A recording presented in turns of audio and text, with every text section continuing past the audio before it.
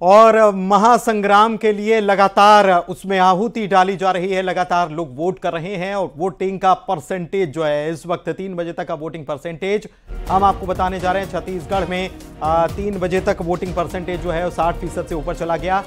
मध्य प्रदेश में वो 46 के आसपास है। अलग अलग सीटों के हिसाब से भी आपको वोटिंग परसेंटेज बता दें। राजनांदगांव में 61% वोटिंग, महासमुंद में 63% वोटिंग हुई है।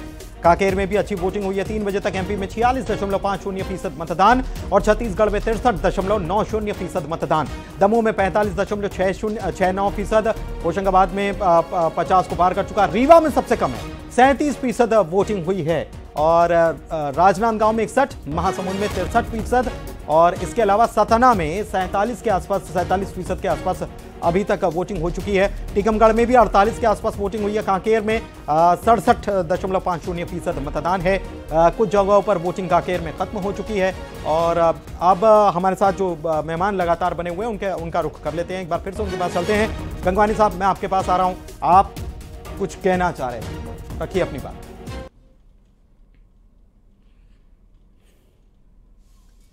पहले आपके जो दर्शक देख रहे हैं न्यूज 18 के लोकप्रिय चैनल के, ये दर्शक का फैक्ट चेक चेक करें पहले। बताइए सर,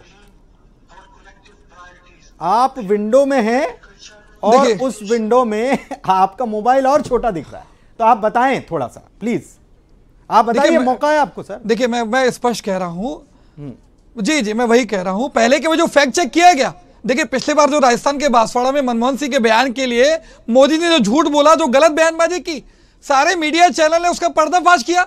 जब फैक्ट चेक किया गया तो मनमोहन सिंह ने ऐसी कोई बात नहीं की गई थी। अभी वरिष्ठ पत्रकार आपके चैनल में बैठे, उन्होंने भी कहा, मैंने भी अभी 30 सेकंड जो आपका ब्रेक चल रहा था, मैंने इस वीडियो का फैक्ट चेक करने का प्रयास किया।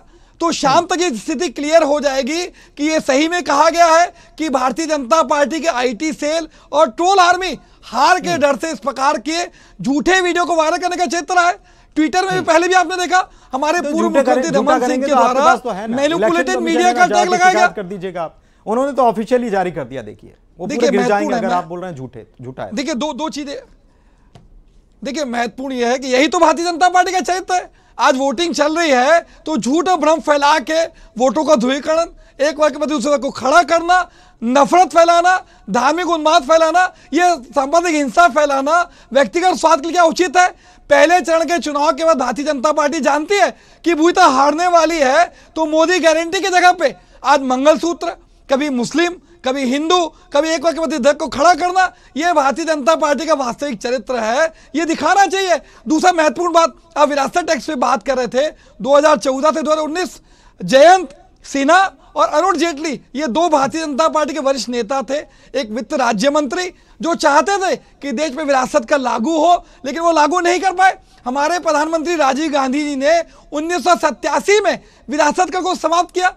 ये भारतीय जनता पार्टी का चरित्र है। मुद्दों को डाइवर्ट करने के लिए कभी विरासत टैक्स की बात कर रहे हैं, कभी माता और बहनों के मंगलसूत्र में राजनीति कर रहे हैं। सुनिए तो सही, अरे सुनिए, वो इसलिए समाप्त किया क्योंकि राजीव गांधी को संपत्ति अपनी बचानी थी जो इंदिरा गांधी से मिली थी। ये प्रधानमंत्री कह रहे हैं।